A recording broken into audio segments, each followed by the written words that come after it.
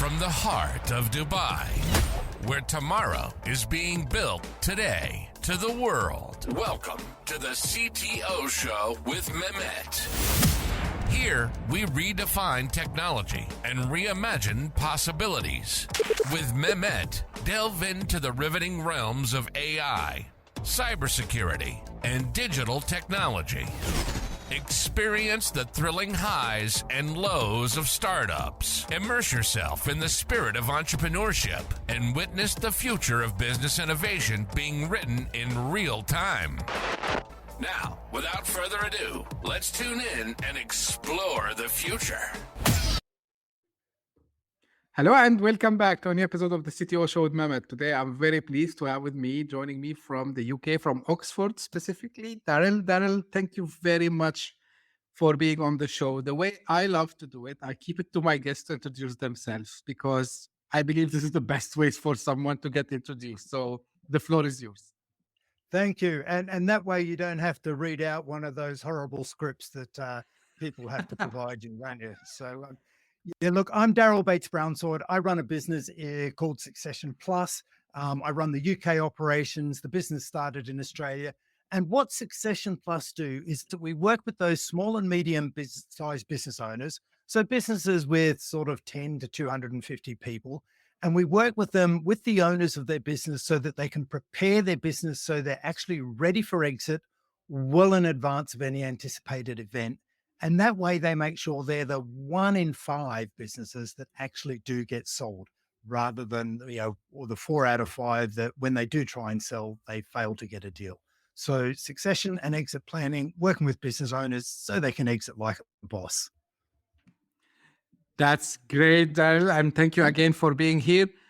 Maybe it's a little bit a traditional question, and you've been asked a lot about it, but what brought you to this space? Definitely, like, what was the journey to be on something which is honestly, I think it's very noble, because you would be helping small business owners and maybe founders in getting the exit. So what was the trigger for you to be in this space? Yeah, look, it was a natural pathway, really, Mehmet. I've been working with SME business owners. My background is I started as a mechanical engineer. I worked on power stations, and frankly, I wasn't very good at that. So I got into consulting after a few years. And since 1999, I've been working with SME business owners, doing consulting and coaching and helping them to grow. And I was applying all of the, methodologies and skills that I'd learned in that corporate space. What I learned, and I, over the years, I worked with many business owners, and seeing them grow and prepare, and they often had an approach of going, hey, look, if I grow my business, I get to a size, and then hopefully someone will come and tap me on the shoulder and say that I'm interested in acquiring your business. And I saw that happen a lot of times, and yes, they'd sell their business, but part of the conditions of that exit process, because they weren't fully prepared and properly prepared for exit, they were required to work an earn-out sort of strategy. And an earn-out is basically not on their terms, it's on the buyer's terms. And what I just observed time and time again is that earn-outs and entrepreneurs are basically like oil and water. They just don't mix. And most of the business owners I saw working those earn-out agreements, they just weren't completing them. Either because the goalposts were changed, or they just couldn't stand working for someone else. Working with someone else after so many years running their own show just didn't work for them. So I figured there has to be a better way. We have to help them set up and prepare their business so that they are ready for exit. And I just started researching, and I ended up joining the Australian business through an old contact / friend of mine. And I said, let's bring the business to the UK. So that's how it started. It's kind of a new industry. A lot of business owners are not aware that they should be preparing their business to be exit ready. But if you say to most business owners, hey, look, you need to be working on your business and not in your business, they'll all give you a knowing nod. That's a concept they're familiar with. But most of them just aren't familiar with having to prepare their business in advance. And by default, the tendency is to leave things to the last minute. They'll say, hey, I'm not planning on selling my business yet. I'll sell it next year, and then I'll start getting ready. And they're just not aware that it really takes 2 or 3 years to get things set up so that they can actually maximize the valuation of their business and get that exit on their terms or exit like a boss. That's a very valid point you brought, Daryl, because I think the landscape changed because back in the days, people wanted to do this business that lasts for generations and, they want to build some kind of legacy kind of things. But I think, the time have changed a lot, and today, because I talked to a lot of people on both sides, like founders and investors. And the number one question that comes sometime, what's your exit plan? Like, what are you planning to do with your business? Like, are you planning to make it public and then you exit yourself as a founder? Are you planning to sell it or merge it with another company? So why it's important, like not any time before, to get prepared for exit from day one? It's a great question. And I take your point of looking back because historically, someone had started a business and their kids had come and take it on from them, which is a great theory. But kids, they, as parents, we want our kids to go on and do better than us often, and they go and get educations and they go off and find their own way, and they have different interests than taking over the family business. As entrepreneurs, as business owners, we set our business up and we may fall in love with our business. We start it because we're passionate about it, because we want to make a difference. And a lot of people say, look, Darryl, I don't plan on exiting my business. And I go, sorry, I've got news for you. Whether you want to or not, you're going to be exiting your business, one way or another. When you do exit that business, you want to make sure that what happens after you exit is exactly what you hope would happen, whether that be looking after your family with you, if your family can continue on and just the ownership of the business. You want to make sure that the employees and the future of the business is clear and not ambiguous because you've suddenly passed, let's say, the ownership on. And what business owners struggle with is they always have those competing tensions between legacy, I want to leave a legacy, and I want to maximize value. And there's nothing wrong with that. They've worked hard, they've taken risks. So, they're the competing tensions that business owners need to work with. One of the other things that they're often really interested in is, hey, look, I want to look after my employees. My employees help me build this business. How do I acknowledge that effort and reward that effort of all the employees? And employee ownership structures are becoming more and more popular. And especially here in the UK, the employee ownership trust is becoming more popular, a way of exiting business. But it's not without its risks. Again, with an EOT, one of my concerns is that the founders are often still taking all of the risks, much like an earn-out period, after the business has changed hands. So the reason you want to get exit ready well in advance is to make sure that the deal does go through, because buyers who are looking up to acquiring businesses, they've got many choices. They've got lots of choices of what they can do. And they want to take the easiest way possible. And if your business is not easy to do a transaction with, or if it's full of risks, they'll move on to the next business. So if you're a business owner and you're hoping to get tapped on the shoulder, you want to make sure that when they do, that deal, the business is set up so the deal can proceed as quick as possible, because you've identified and addressed all of the risks that a potential buyer may perceive. And when you have done that, you'll get a great value for your business.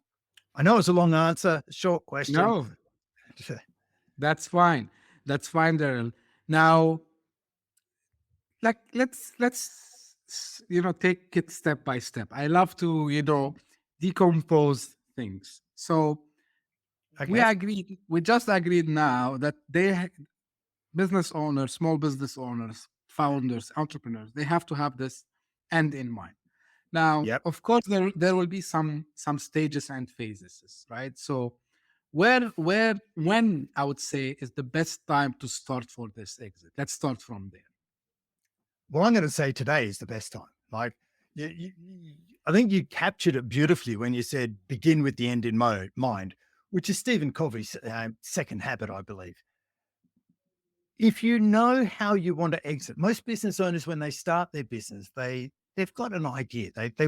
They're bringing a solution to market where they want to see an impact.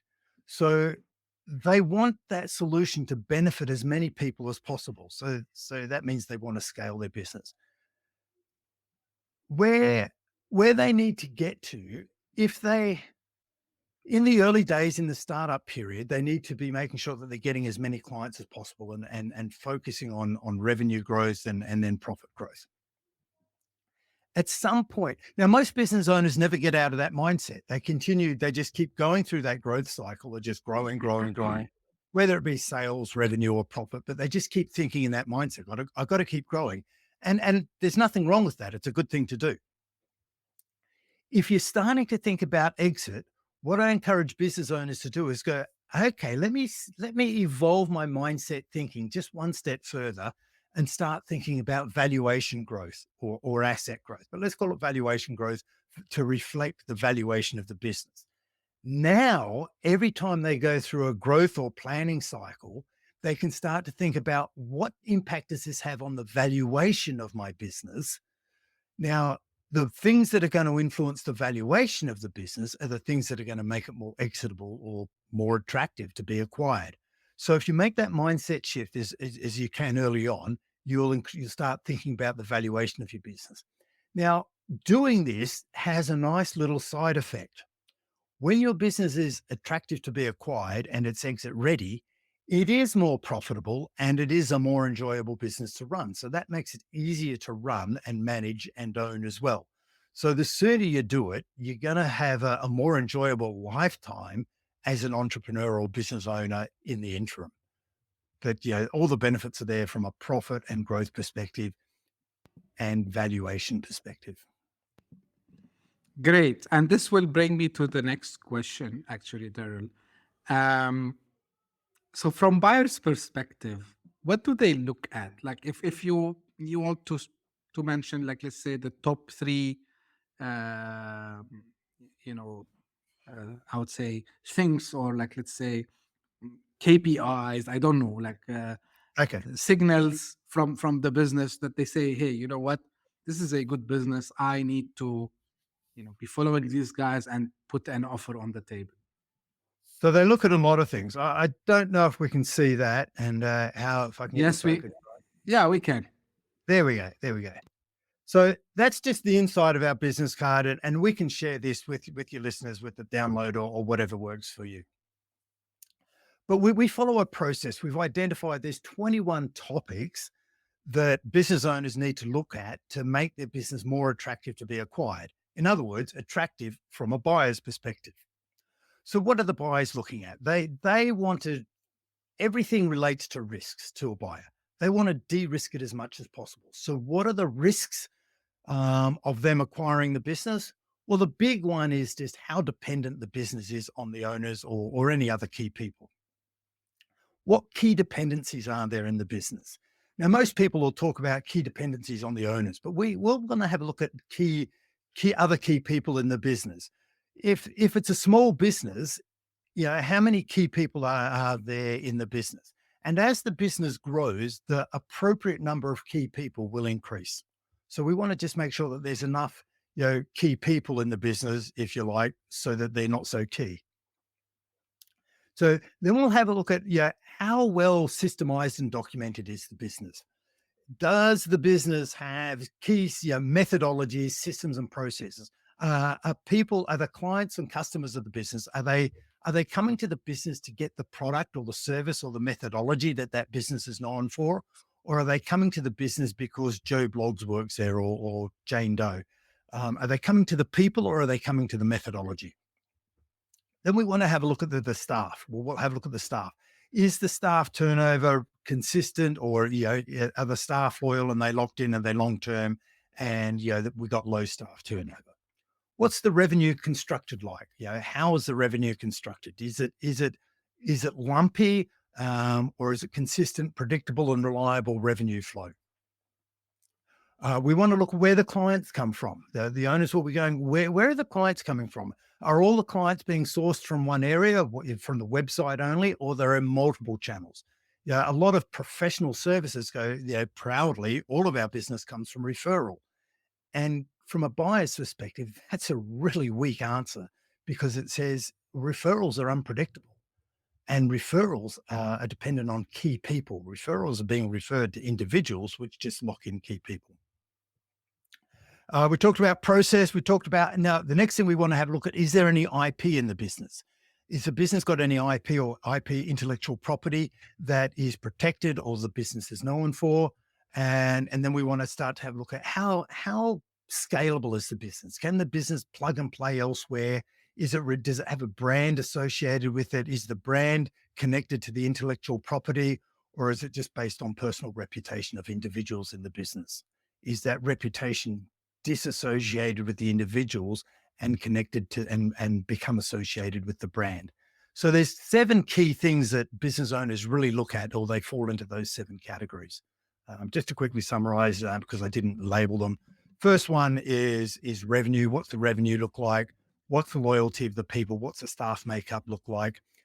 Systems and processes. Is the whole business documented? Of everyone doing things the same way? IP is the next one, or product. Have you got a product that you're known for? What are your routes to market, your channels to market? What's your brand is the 6th one.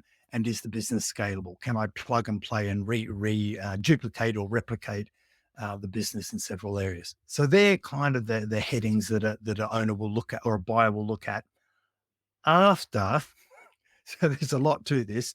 After they've ensured that there's governance and good record keeping, and everything is legally in order. All of your compliance and hygiene factors are in place. Yeah, of course. There is like, as we say, the basics that there should be part of Yeah. any business, which is, of course, bookkeeping, legal, and so on. Now, Yeah. what I'm interested, Jared, and from your experience, like, do you see, you know, or is there a way? Let me ask it this way.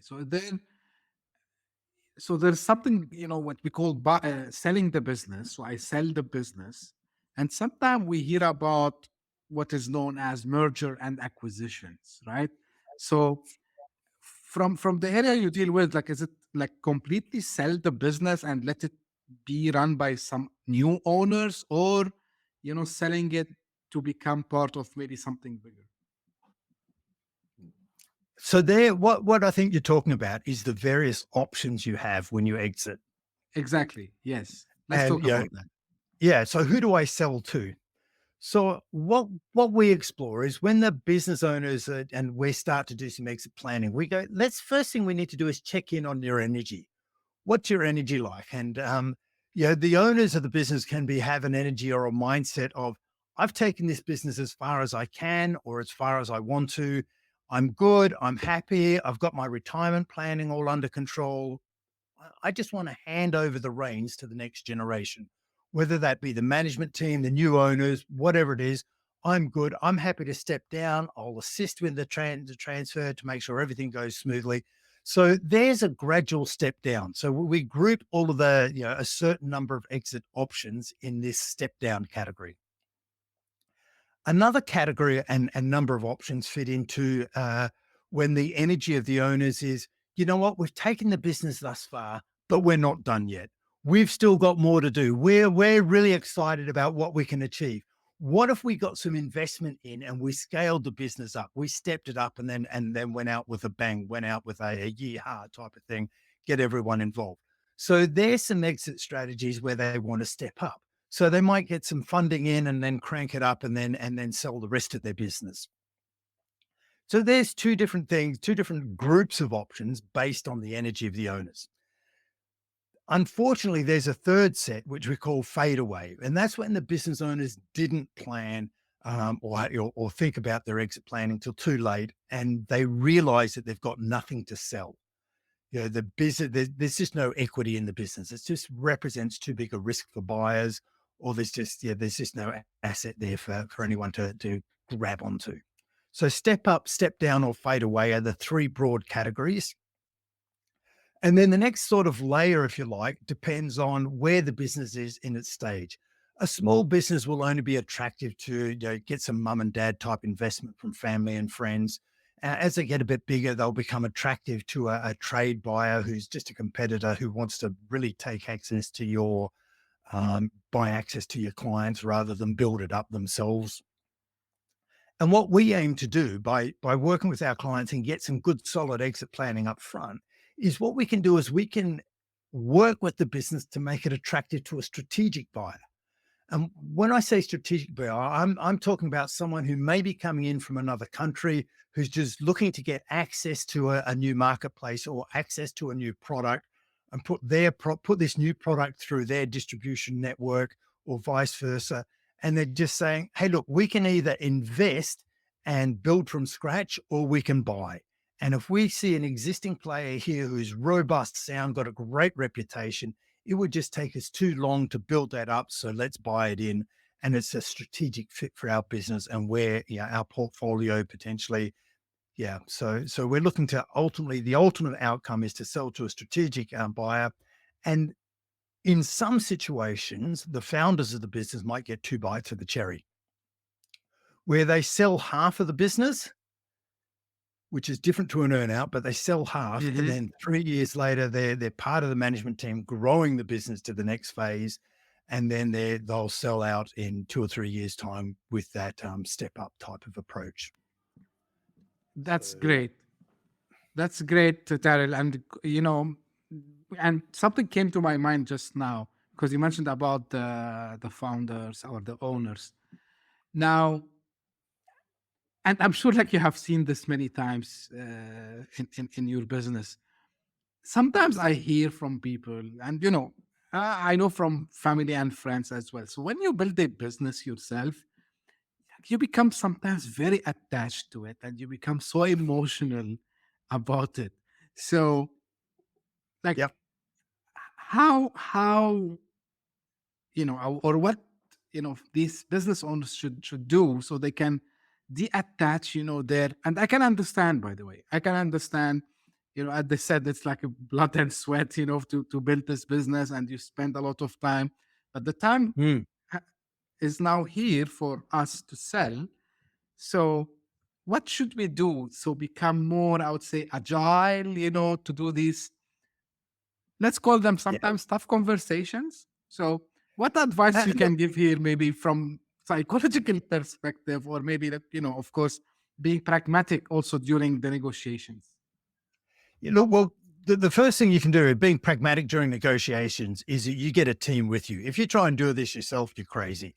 You may be great at selling your product, but when you start thinking of your business as the product and you're only ever going to sell it once, you make sure you get it right. So you get the right legal team, the right corporate advisors, alongside you to go in and play bad cop, if you like, and negotiate on your behalf because they don't have emotional attachment to your business.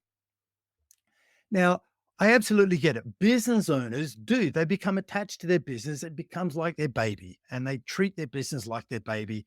And especially when they've been running it for so long, they do get very attached.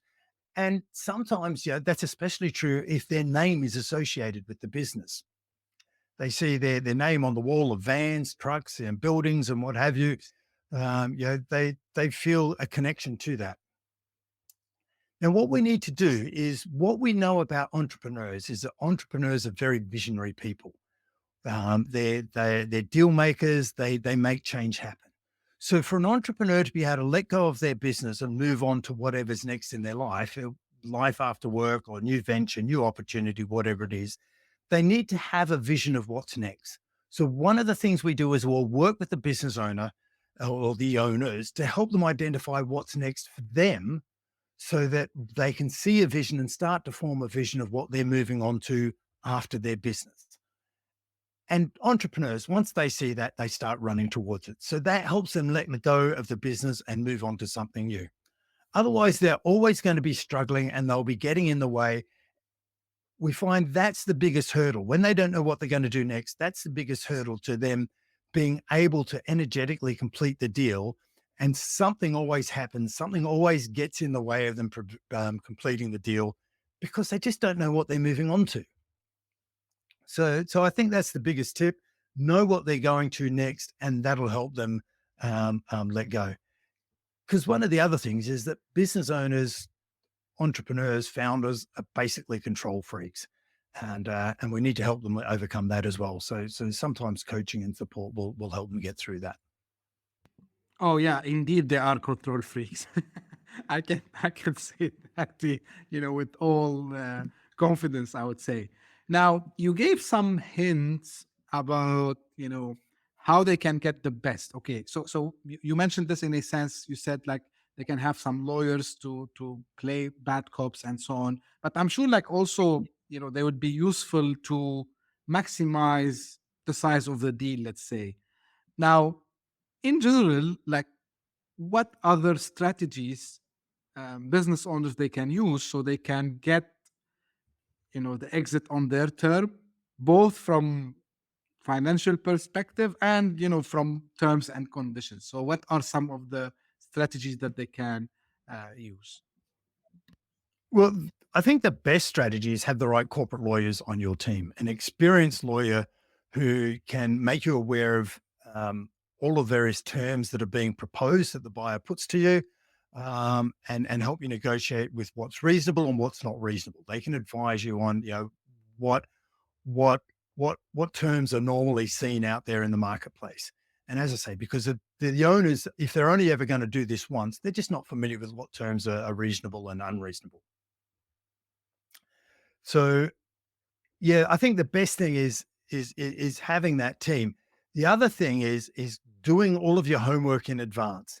If you've addressed all of the risks as we were discussing earlier, and made the business less dependent on you, made the business more resilient, having it systemized, demonstrating that you've got a management team in place that can run and set strategy and complete strategy, then the business is fairly robust and resilient in any case, which means you got half a chance of attracting a good strategic buyer, but you still need the right team in place. Like there's no getting around it. You don't want to be doing this yourself. You're going to do it once in most situations.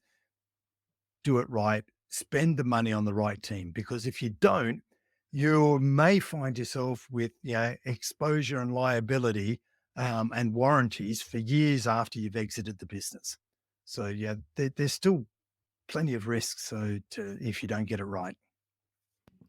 Absolutely. And this is common sense in my opinion, because you don't want, especially if it's the first business that they are selling, so they need to be surrounded by expert people, so they can guide them. So 100% on that.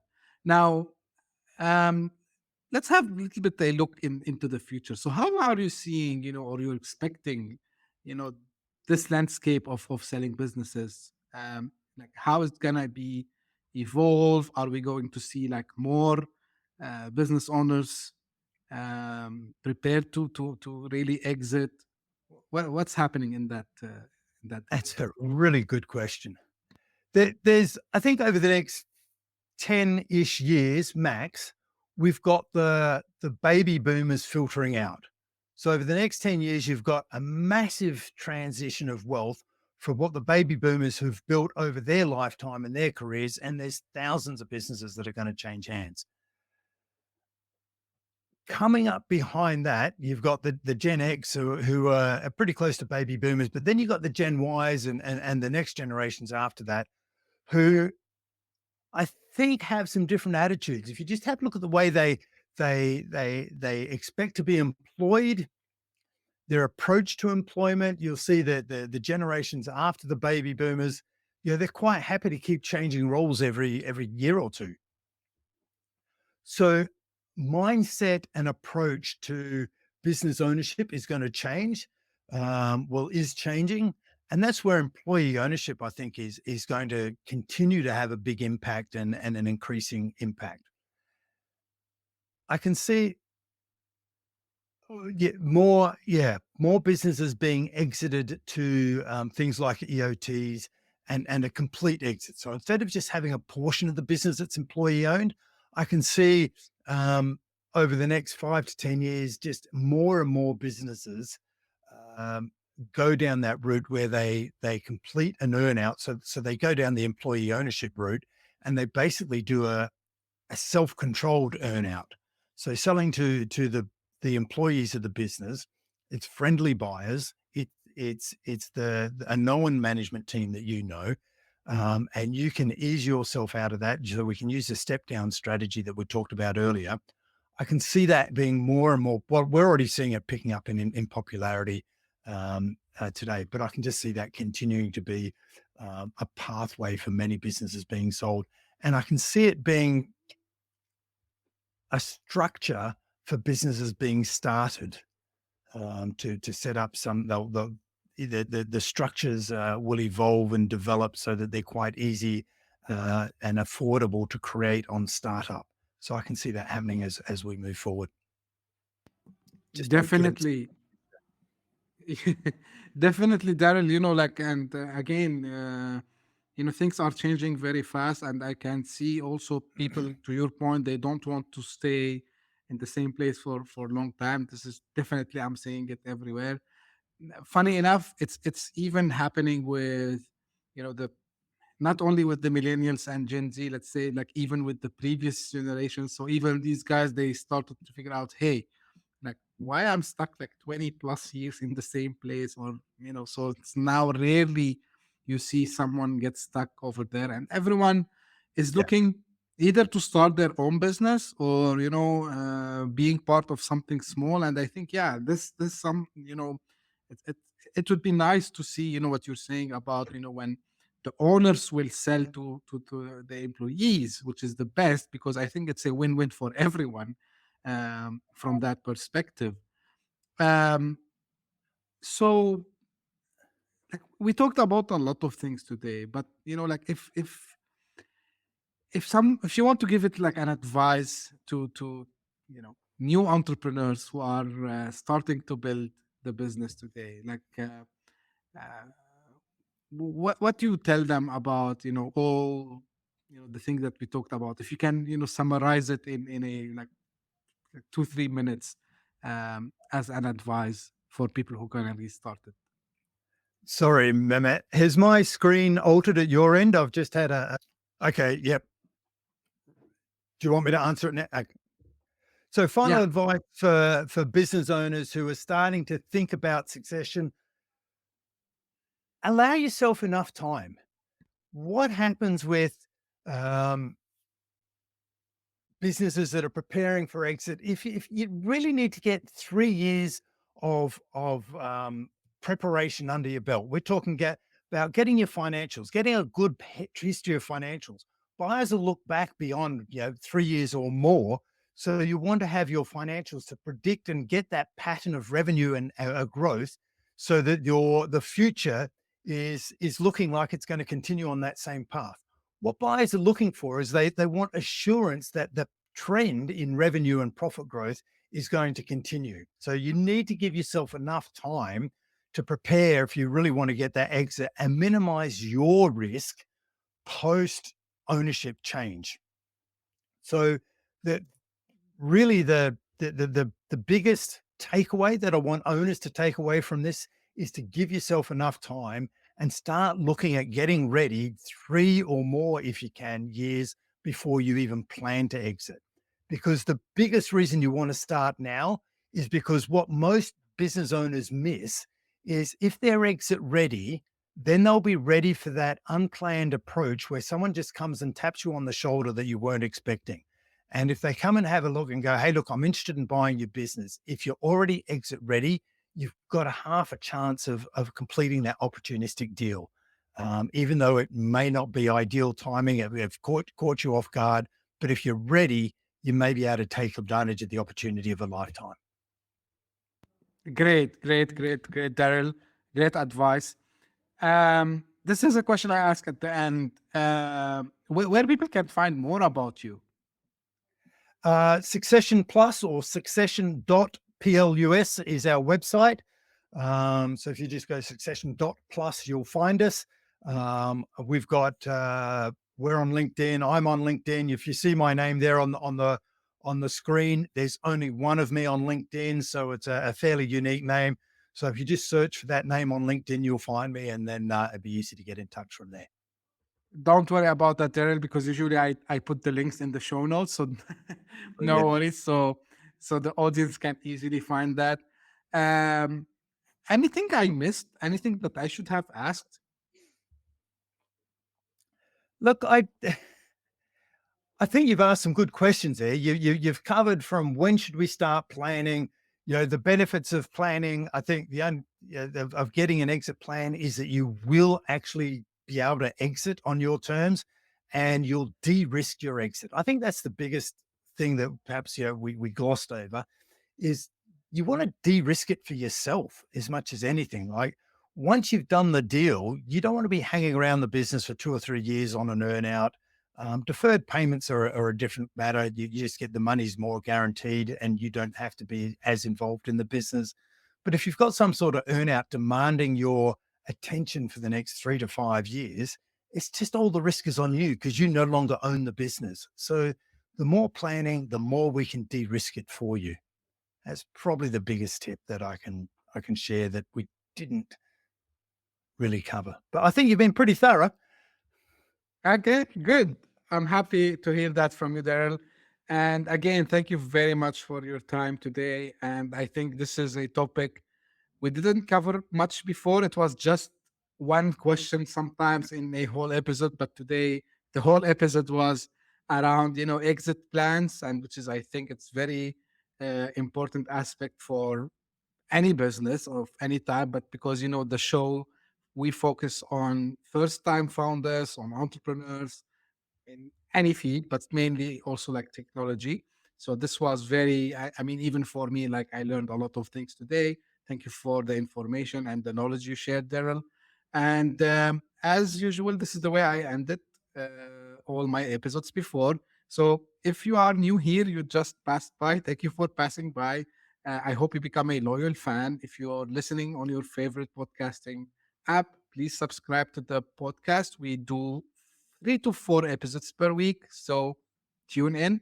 And if you are watching us on YouTube, also please subscribe. We would love you to become a part of the family and you become a fan.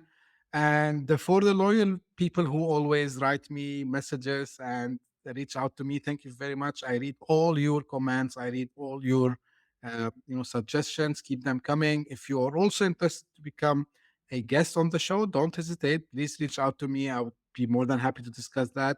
Maybe a topic we didn't bring it up yet. Maybe you have a cool idea you want to share it with the world.